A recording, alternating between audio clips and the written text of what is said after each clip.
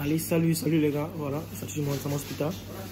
Et vous êtes sur la chaîne de Monsieur le Ressort 225. Donc, aujourd'hui, je vais faire un peu cette vidéo pour essayer de répondre un peu aux questionnaires, c'est-à-dire les questions qui sont sur la plateforme de YouTube. Voilà. Donc, je voulais répondre aux questionnaires parce que j'ai l'impression que j'essaie d'expliquer assez de choses, mais je dois toujours expliquer en inbox. Et quand c'est comme ça, c'est un peu fatigant parce que si je dois expliquer de façon individuelle, voilà, ça devient un peu plus complexe. Voilà, donc je voulais dans un premier temps dire, en ce qui concerne ça, c'est juste une parenthèse, en ce qui concerne la bourse de l'Italie, voilà, c'est une bourse qui est hyper réelle. Voilà, pour ceux qui m'écrivent des messages inbox et tout ça, pour me demander comment ça marche et tout ça, c'est une bourse qui est hyper réelle. Et en ce qui concerne cette bourse-là, l'étudiant ne paye absolument rien, seulement son billet d'avion. Voilà, peut-être que cette année ça va changer en ce qui concerne le billet d'avion et tout ça. Peut-être que ça va changer cette année, mais l'étudiant gère seulement son billet, voilà, pour quitter son pays. Donc tout ce qui est tout ce qui se trouve dans votre pays, si vous avez la bourse, tout ce qui se trouve dans votre pays, vous vous en occupez, voilà. Et arrivé là-bas en Italie, l'institut ou bien la structure qui gère la bourse s'occupe de vous pour tout ce qui va se passer là-bas, vous comprenez. Voilà, donc et ceux qui me posent la question de savoir combien est-ce que coûte le visa dans un pays, vous savez, le visa c'est pas assez cher. Voilà, le visa, l'intervalle du visa peut-être c'est de 25 à 50 000. Voilà, maintenant c'est quand vous voulez un visa qui est un peu urgent, un visa express, c'est en ce moment là que chaque pays a son montant. Voilà, donc là vous devez vous rendre à l'ambassade pour pouvoir savoir un peu combien est-ce que ça coûte. Voilà, sinon un visa normal c'est entre 25 et 50 000, vous comprenez. Voilà, donc c'est un peu ça. Maintenant, je voulais ainsi parler à ceux, par exemple, qui veulent postuler à la bourse du Canada, mais à chaque instant m'écrivent une bourse pour me dire la bourse du Canada, il y a des frais d'admission et tout ça. C'est ce que je vous disais l'autre fois dans une vidéo. Bientôt toutes les bourses vont avoir des frais d'admission. Voilà, actuellement les bourses qui n'ont pas de frais d'admission, on peut les compter. Il y a la bourse de la Roumanie, il y a la bourse de l'Inde, il y a la bourse de la Russie, vous comprenez. Il n'y a pas assez de bourses actuellement dans des pays où ces bourses, de façon même gouvernementale, sont gratuites. Quand je dis gratuite, il n'y a pas de frais d'admission, vous comprenez. Et en même temps, si vous pensez que vous ne pouvez pas postuler, vous n'avez pas de frais d'admission pour pouvoir postuler, essayez de changer de pays, vous comprenez. Parce que le Canada, c'est un pays où déjà même que la scolarité est hyper chère, vous comprenez. Donc s'ils doivent faire par exemple comme ça une bourse pour laquelle vous ne payez pas des frais d'admission, vous voyez que c'est un peu étonnant. Voilà, c'est un peu étonnant. Je ne dis pas que ça n'existe pas. Voilà, je ne dis pas que les admissions, les bourses sans frais d'admission, ça n'existe pas. Ça existe, mais c'est hyper rare. C'est hyper rare. C'est pourquoi je demande à tous ceux qui sont intéressés pour la bourse comme ça du Canada de faire des économies et de se fixer sur une bourse ou deux bourses, voilà, qu'ils peuvent postuler et attendre les résultats, vous comprenez. Voilà, sinon si à chaque instant vous êtes là, vous attendez des bourses qui sont sans frais d'admission, bien vous allez beaucoup attendre et puis vous serez obligé de choisir les pays comme la Russie, la Roumanie, les pays de l'Est, vous comprenez. Voilà, même la Chine, il y a des frais d'admission. Avec tout ce que vous allez mettre en ligne, il y aura toujours des frais d'admission. Voilà, donc essayez de vous organiser pour pouvoir les faire. Ça, c'est un conseil que je vous donne. Voilà, parce que moi j'ai vu des personnes, les bourses qu'on met en ligne, les bourses là existent, les bourses là sont vraiment réelles. Voilà, parce que les personnes viennent, les étudiants viennent étudier. On a fini avec la bourse de la Roumanie, on a fini avec la bourse de la Russie. Les étudiants vont venir étudier en septembre, vous comprenez. Et il y a il y a plusieurs étudiants. Pour ceux qui suivent ma vidéo, vous savez déjà que la bourse de Calabria pour l'Italie, vous avez vu que l'année dernière j'ai posté les résultats. C'est pour vous dire que la bourse elle est hyper réelle et les bourses là existent. Voilà, donc si vous voulez postuler, mettez du sérieux dans ce que vous faites pour que vous ayez un bon résultat. Voilà. Maintenant, ce que je voulais vous dire, en fait, l'élément caché des bourses, c'est quoi? C'est que la bourse, c'est le début qui est compliqué. Voilà, c'est le début qui est compliqué. Sinon, lorsque vous allez comme ça avoir, ou vous n'allez pas avoir une bourse comme ça pour le Canada, parce que le Canada, lorsque vous postulez pour une bourse, vous avez soit une admission, parce que si vous ratez la bourse, ils vous disent, ok, vous avez raté la bourse, alors nous, on vous propose une admission pour venir étudier. Et lorsque vous allez étudier là-bas au Canada, dans une faculté, vous allez voir que à l'intérieur de cette faculté-là, il y a assez de bourses. En fait, c'est le plan qu'elle a, et je crois que c'est le meilleur plan qu'elle a, parce que les bourses sont dans les universités. Vous comprenez? Les meilleures bourses sont dans les universités. Les meilleures bourses ne sont pas en ligne. Les meilleures bourses sont dans les universités. Vous comprenez?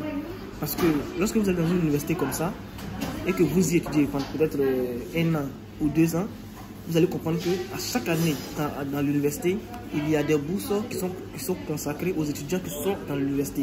C'est comme ici en Russie, c'est comme en Roumanie et c'est partout. Vous comprenez? Lorsque vous étudiez par exemple dans une université, vous allez voir que chaque année, ils organisent des concours avec lesquels si vous avez par exemple comme ça, excusez-moi, si vous avez par exemple comme ça, vous participez à ce concours et puis vous l'avez et que vous travaillez bien, voilà, vous pouvez avoir une bourse facilement dans l'université pour pouvoir continuer à étudier. Vous comprenez? Voilà, donc si vous voulez vraiment, lorsque vous postulez à une bourse en ligne et que vous ne l'avez pas, et que vous avez une admission, je ne vous dis pas comme ça de venir directement pour étudier, mais ce que moi je vous dis, c'est quoi? C'est de prendre l'attention, de voir si vous pouvez venir y étudier, mais néanmoins, apportez-vous parce que lorsque vous venez étudier et que la structure ou bien la faculté où vous êtes ne présente pas de bourse, ça devient un peu compliqué. C'est pourquoi avant de venir étudier, vous devez vraiment prendre des renseignements et en même temps, je donne l'information comme ça à ceux qui sont déjà ici en Russie et qui étudient et qui cherchent des bourses. Voilà, ce que moi je vous dis est très simple. Le conseil que moi je vous donne est très simple. Vous êtes déjà ici en Russie pour étudier. Si l'université où vous êtes actuellement ne donne pas ou bien ne vous dit pas qu'il y a des bourses, qu'il y a des concours à participer pour avoir une bourse pour l'année prochaine, vous êtes dans une université, vous savez, ici en Russie, dans une ville, on peut avoir au moins 4 universités, ou bien 5 universités, ou bien même 10 universités. Vous comprenez? Donc, essayez de prendre des informations sur chaque université dans cette ville-là. Et vous allez voir qu'il y a au moins une université qui fait quoi?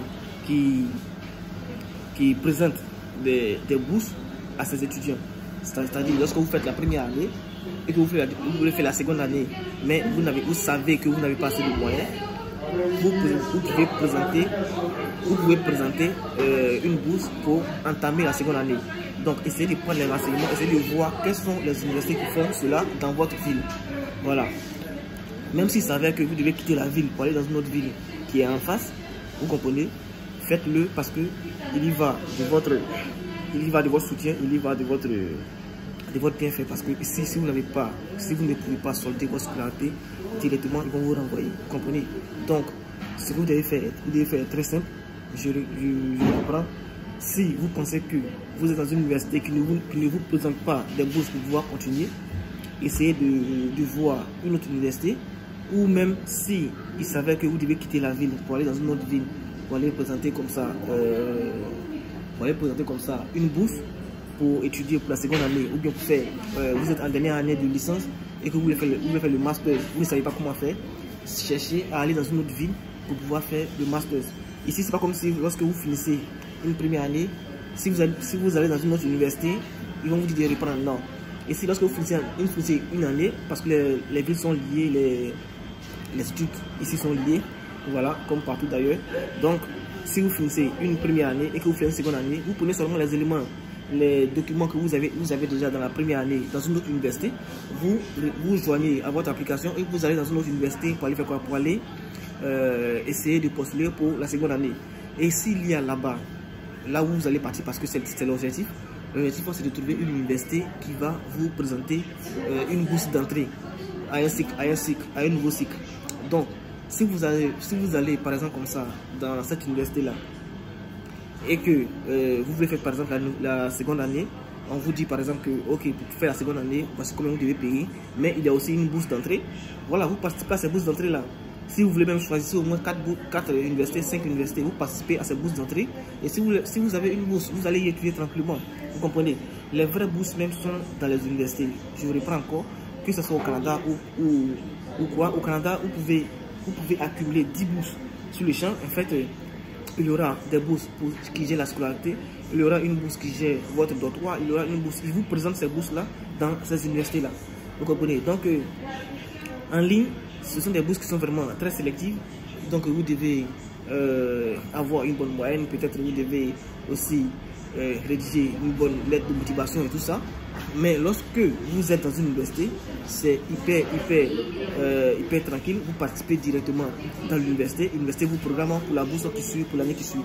Voilà, donc c'est en même temps aussi pour ceux qui sont déjà dans leur pays. Voilà, ceux qui sont déjà dans leur pays qui veulent postuler pour une bourse peut-être en Russie et qui n'ont pas reçu la bourse. Si la plateforme vous propose une bourse dans une université, essayez de prendre des renseignements sur cette université-là pour voir est-ce que si je viens par exemple pour la première année, la seconde année, je pourrais postuler pour une bourse et aussi pour la bourse de la Russie et pour la bourse de l'université. Au cas où vous ayez une bourse, vous pouvez l'étudier avec cette bourse-là. Donc, vous pouvez prendre des renseignements, demander à vos frères ou bien à vos amis qui sont déjà ici. Vous allez voir que vous allez avoir plus de renseignements et puis vous allez pouvoir postuler. Voilà, donc c'était un peu ce que moi je vais vous dire. En ce qui concerne la bourse du Canada, si vous voulez postuler, essayez de faire des économies pour pouvoir postuler parce que 98% ou bien 99% même des bourses qui sont liées au Canada admettent des frais d'admission. Voilà, donc si vous pensez que les frais d'admission c'est un peu cher pour vous ou bien c'est un peu compliqué pour vous, voilà, essayez de faire un peu de